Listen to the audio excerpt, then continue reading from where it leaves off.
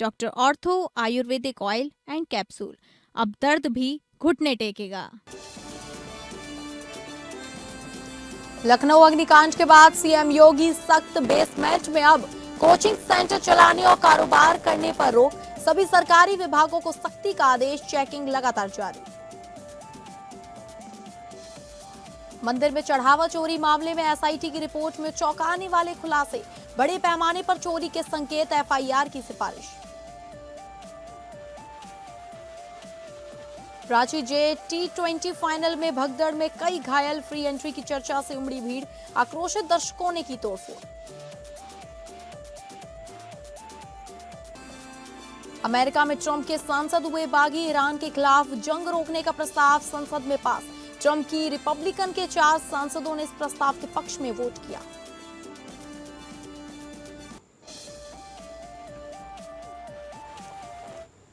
नमस्कार, आप सभी का बहुत स्वागत है टॉप अपडेट्स में और मैं हूं आपके साथ अंकिता सिंह। शुरुआत करेंगे टॉप अपडेट्स की। लखनऊ अग्निकांड के बाद मुख्यमंत्री योगी आदित्यनाथ ने सुरक्षा को सर्वोच्च प्राथमिकता देते हुए बेसमेंट के उपयोग पर सख्त आदेश जारी किए हैं। नए निर्देशों के अनुसार अब किसी भी इमारत के बेसमेंट में कोचिंग सेंटर संचालित नहीं किए जा सकेंगे और न ही किसी प्रकार की व्यावसायिक गतिविधि की अनुमति होगी। मुख्यमंत्री ने स्पष्ट किया कि सुरक्षा मानकों की अनदेखी किसी भी स्थिति में स्वीकार नहीं की जाएगी। सभी संबंधित विभागों को नियमों का कड़ाई से पालन सुनिश्चित करने और अवैध रूप से संचालित कोचिंग सेंटरों व व्यवसायों के खिलाफ कार्रवाई करने के निर्देश दिए गए हैं। अधिकारियों को ऐसे भवनों की पहचान कर तत्काल जांच करने को कहा गया है। साथ ही आग से बचाव और आपदा प्रबंधन संबंधी सभी सुरक्षा प्रावधानों का अनुपालन सुनिश्चित किया जाएगा। जांच में नियमों के उल्लंघन की पुष्टि होने पर संचालकों के साथ साथ जिम्मेदार अधिकारियों पर भी कार्रवाई होगी। सीएम ने कहा कि नागरिकों की सुरक्षा सर्वोपरि है और किसी भी प्रकार की लापरवाही को बर्दाश्त नहीं किया जाएगा।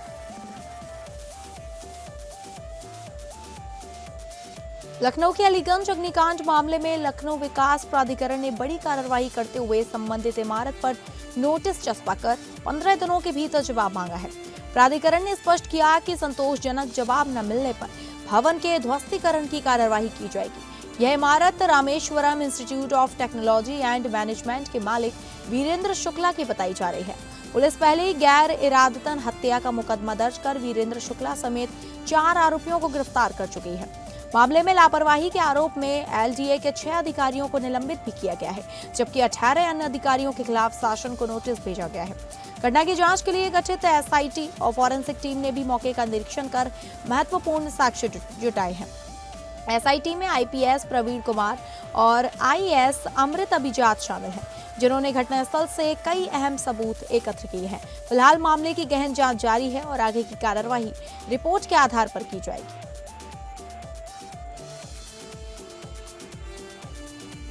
राम मंदिर चढ़ावा चोरी मामले में गठित एसआईटी की प्रारंभिक जांच रिपोर्ट ने कई चौंकाने वाले खुलासे के संकेत दिए हैं। एसआईटी ने अपनी रिपोर्ट अपर मुख्य सचिव गृह संजय प्रसाद को सौंप दी है, जिसमें चढ़ावा चोरी के साथ साथ कथित कमीशन खोरी और प्रशासनिक अनियमितताओं का भी उल्लेख किया गया है। रिपोर्ट में मंदिर कर्मचारियों की नियुक्ति और चढ़ावे की गणना प्रक्रिया में बड़े पैमाने पर हेरफेर की आशंका जताई गई है। जांच दल ने संबंधित साक्ष्य और गवाहों के बयान भी रिपोर्ट में शामिल किए हैं। ट्रस्ट के कुछ पदाधिकारियों, उनके रिश्तेदारों और करीबियों की भूमिका पर सवाल उठाए गए हैं। सूत्रों के अनुसार कुछ पदाधिकारियों को लापरवाही का दोषी पाया गया है, जबकि कुछ पर हेरफेर में शामिल होने की आशंका जताई गई है। अब गृह विभाग रिपोर्ट को मुख्यमंत्री के समक्ष प्रस्तुत करेगा, जिसके बाद आगे की कार्रवाई और संभावित मुकदमा दर्ज होने पर निर्णय लिया जा सकेगा।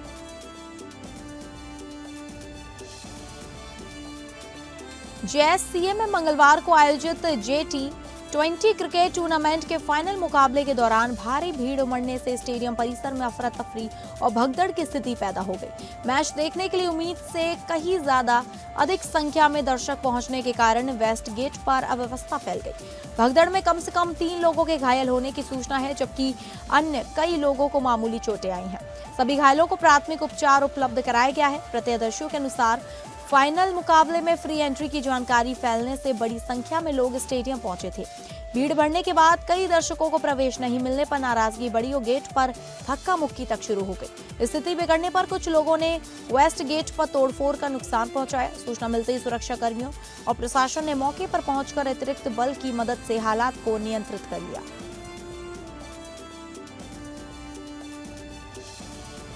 पूरे महाराष्ट्र में दक्षिण पश्चिमी मानसून के पहुंचने के साथ ही मुंबई में भारी बारिश का दौर शुरू हो चुका है। मंगलवार रात हुई मूसलाधार बारिश ने शहर के कई निचले इलाकों में जल भराव की स्थिति बन गई है और सड़कों पर पानी भरने से लोगों को काफी परेशानी का सामना करना पड़ा। अंधेरी सबवे में अत्यधिक पानी भर जाने के कारण उन्हें वाहनों की आवाजाही के लिए अस्थायी रूप से बंद करना पड़ा। पीएमसी के अनुसार 23 जून को सुबह 8 बजे से रात 11 बजे तक शहर में औसतन 56 मिमी बारिश दर्ज की गई। पश्चिमी उपनगरों में कई इलाकों में 1 घंटे के भीतर तेज बारिश हुई, जिससे हालात और भी बिगड़ गए। एवरार्ड नगर का सबवे भी जल भराव के चलते बंद करना पड़ा, जबकि ईस्टर्न एक्सप्रेसवे हाईवे पर कम दृश्यता और पानी जमा होने से यातायात प्रभावित रहा। राहत की बात यह रही कि मुंबई की लाइफलाइन मानी जाने वाली लोकल ट्रेन सेवाएं सामान्य रूप से चलती रहीं। लगातार बारिश को देखते हुए प्रशासन सतर्क और हालात पर नजर बनाए हुए है।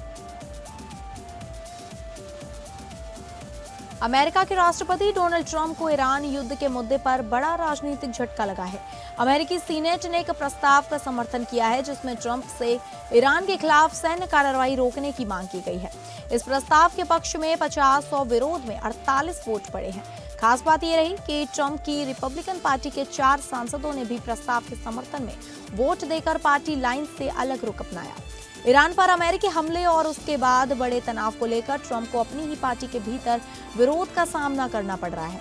यह पहली बार है जब अमेरिकी संसद के दोनों सदनों ने युद्ध शक्तियों से जुड़े प्रस्ताव के जरिए राष्ट्रपति को सैन्य मोर्चे से सेना हटाने का निर्देश दिया। रिपब्लिकन पार्टी के पास दोनों सदनों में मामूली बहुमत होने के बावजूद इस मतदान ने ट्रंप की बढ़ती राजनीतिक चुनौती को उजागर कर दिया है।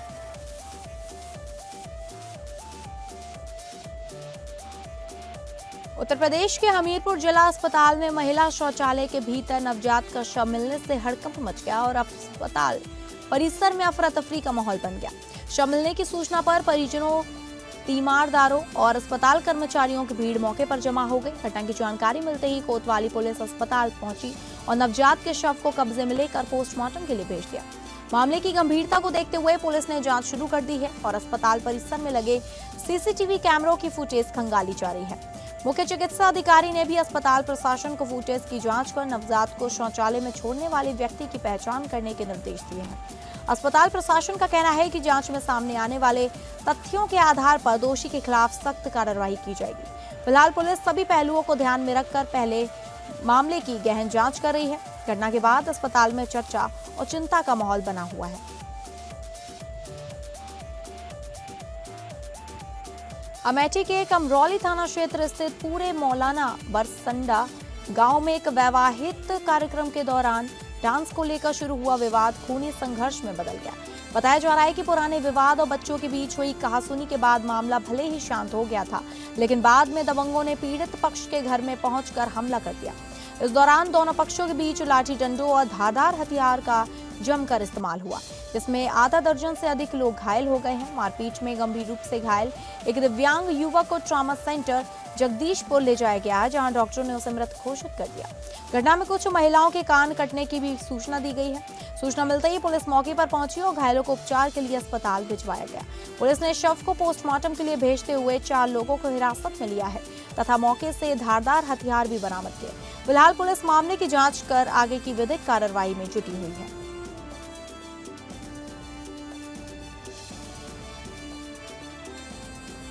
उत्तर प्रदेश के हमीरपुर जिले में देर रात एक दर्दनाक सड़क हादसे में तेज रफ्तार बाइक ट्रैक्टर ट्रॉली से पीछे टकरा गई, जिससे एक युवक की मौके पर ही मौत हो गई, जबकि दूसरा गंभीर रूप से घायल हो गया। यह हादसा मुस्कुरा थाना क्षेत्र के हमीरपुर रोड स्थित शिव मंदिर के पास हुआ। बताया जा रहा है कि ट्रॉली पर बारिश से बचाव के लिए काली पन्नी ढकी हुई थी और उस पर रिफ्लेक्टर भी नहीं लगा था। अंधेरे में ट्रॉली स्पष्ट नहीं दिखाई देने के कारण बाइक सवार उसे नहीं देख सका और पीछे से जा भिड़े। टक्कर इतनी भीषण थी कि बाइक के परखच्चे उड़ गए और दोनों युवक गंभीर रूप से घायल हो गए। सूचना मिलते ही पुलिस मौके पर पहुंची और घायल युवक को एम्बुलेंस से सामुदायिक स्वास्थ्य केंद्र भिजवाया। वहीं मृतक के शव को कब्जे में लेकर पोस्टमार्टम के लिए भेज दिया गया है। पुलिस मामले की जांच कर हादसे के कारणों का पता लगाने में जुटी है।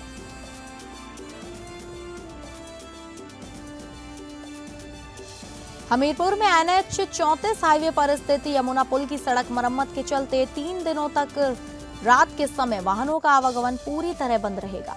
भारतीय राष्ट्रीय राजमार्ग प्राधिकरण द्वारा पुल पर आवश्यक मरम्मत कार्य कराया जा रहा है, जिसके चलते 26, 27 और 28 जून को रात 8 बजे से सुबह 8 बजे तक पुल बंद रखने का निर्णय लिया गया है।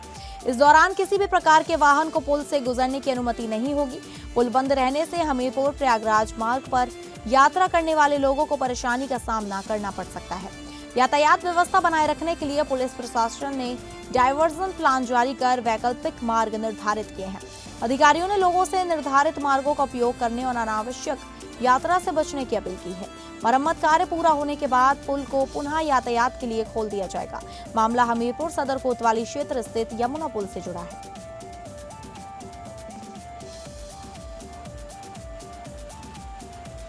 कासिमपुर क्षेत्र में ज्वेलरी कारोबारी से लूट की वारदात को अंजाम देने वाले 5 शातिर बदमाशों को पुलिस ने गिरफ्तार कर बड़ी सफलता हासिल की है।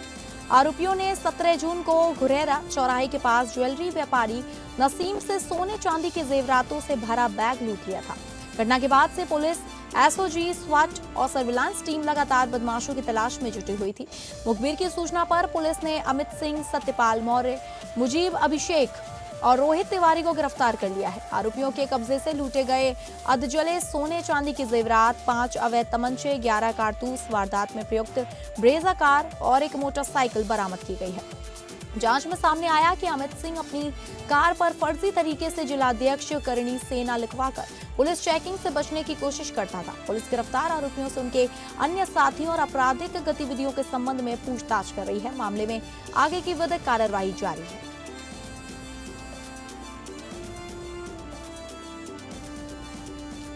झांसी के बबीना कस्बे में कूड़ा डालने को लेकर शुरू हुआ विवाद बीच बाजार में मारपीट में बदल गया, जिसका वीडियो सोशल मीडिया पर तेजी से वायरल हो रहा है।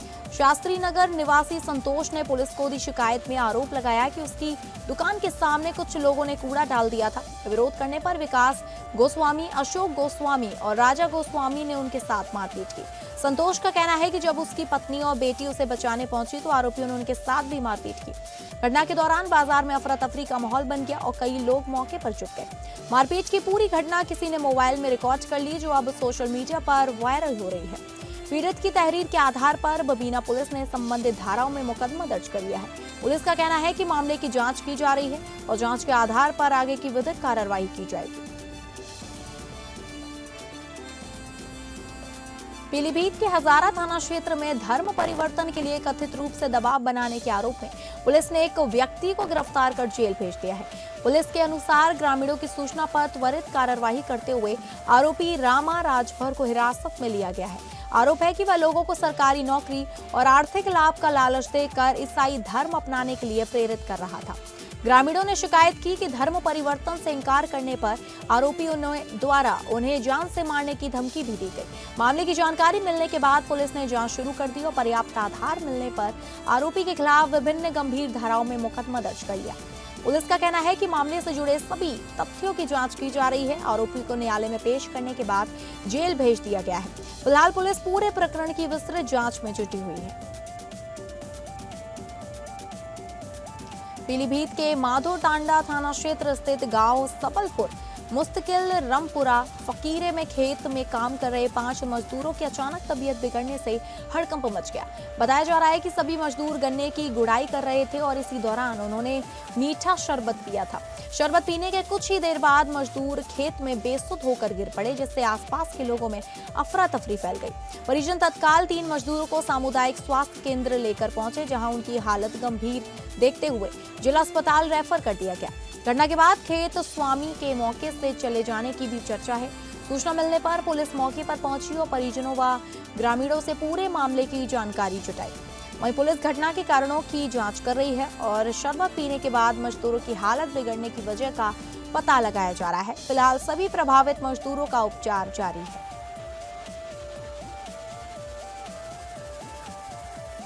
श्रावस्ती के जमुनाहा ब्लॉक क्षेत्र स्थित महदेवा सलारपुर गांव में शमशान भूमि पर किए गए अवैध कब्जे के खिलाफ प्रशासन ने बड़ी कार्रवाई करते हुए बुलडोजर चलाया। ग्रामीणों की शिकायत के बाद राजस्व विभाग और पुलिस की संयुक्त टीम मौके पर पहुंची और शमशान की जमीन पर बने दुकानों तथा भवनों को जेसीबी मशीन से ध्वस्त कर दिया गया।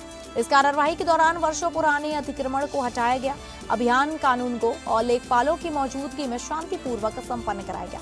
प्रशासनिक अधिकारियों ने बताया कि सार्वजनिक उपयोग की भूमि पर किसी भी प्रकार का अवैध कब्जा स्वीकार नहीं किया जाएगा। कार्रवाई के दौरान सुरक्षा व्यवस्था के लिए पुलिस बल भी तैनात रहा। अधिकारियों ने कहा कि भविष्य में भी अतिक्रमण के खिलाफ अभियान जारी रहेगा। इस कार्रवाई के बाद क्षेत्र में प्रशासन की सख्ती को लेकर चर्चा बनी हुई है। राजधानी दिल्ली में आयोजित पद्म पुरस्कार 2026 के दूसरे वितरण समारोह में राष्ट्रपति द्रौपदी मुर्मू ने प्रधानमंत्री नरेंद्र मोदी की उपस्थिति में विभिन्न क्षेत्रों की प्रतिष्ठित हस्तियों को सम्मानित किया। सिनेमा जगत से अभिनेता आर माधवन को कला क्षेत्र में उत्कृष्ट योगदान के लिए पद्मश्री प्रदान किया गया। वहीं मलयालम सिनेमा के दिग्गज अभिनेता मम्मूटी और हिंदी सिनेमा की प्रसिद्ध गायिका अलका याग्निक को पद्म भूषण से सम्मानित किया गया। इसके अलावा दिवंगत अभिनेता सतीश शाह को मरणोपरांत पद्मश्री पुरस्कार दिया गया। इस वर्ष कुल 131 हस्तियों को कला, साहित्य, खेल, विज्ञान और सार्वजनिक जीवन में उल्लेखनीय योगदान के लिए पद्म पुरस्कार देने की घोषणा की गई थी। इसमें 5 पद्म विभूषण, 13 पद्म भूषण और 113 पद्म श्री पुरस्कार शामिल हैं। फिल्म जगत की कुल 8 हस्तियों को इस बार पद्म सम्मान प्राप्त हुआ है। समारोह में सम्मानित कलाकारों की उपलब्धियों को देश के सर्वोच्च नागरिक सम्मानों में शामिल कर गौरवान्वित किया गया। रोमांटिक ड्रामा फिल्म मैं वापस आऊंगा बॉक्स ऑफिस पर शानदार प्रदर्शन के बाद अब अपनी ओटीटी रिलीज को लेकर चर्चा में है। शुरुआती सप्ताह में धीमी कमाई करने वाली इस फिल्म ने दूसरे हफ्ते में जोरदार वापसी कर दर्शकों को प्रभावित किया है। जानकारी के अनुसार फिल्म की डिजिटल स्ट्रीमिंग के अधिकार पहले ही नेटफ्लिक्स को दिए जा चुके हैं और थिएटर रन समाप्त होने के बाद इसे इसी प्लेटफॉर्म पर रिलीज किया जा सकता है। हालांकि फिल्म की ओटीटी रिलीज डेट को लेकर अभी आधिकारिक घोषणा नहीं की गई है। आमतौर पर फिल्मों को ओटीटी रिलीज 45 से 60 दिनों के भीतर होती है। ऐसे में इनके अगस्त महीने में स्ट्रीम होने की संभावना जताई जा रही है।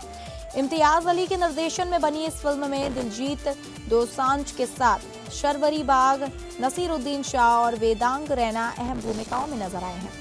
बॉक्स ऑफिस पर फिल्म ने दूसरे वीकेंड में शानदार उछाल दर्ज किया। अब तक फिल्म का नेट कलेक्शन 26 करोड़ रुपए से अधिक पहुंच चुका है।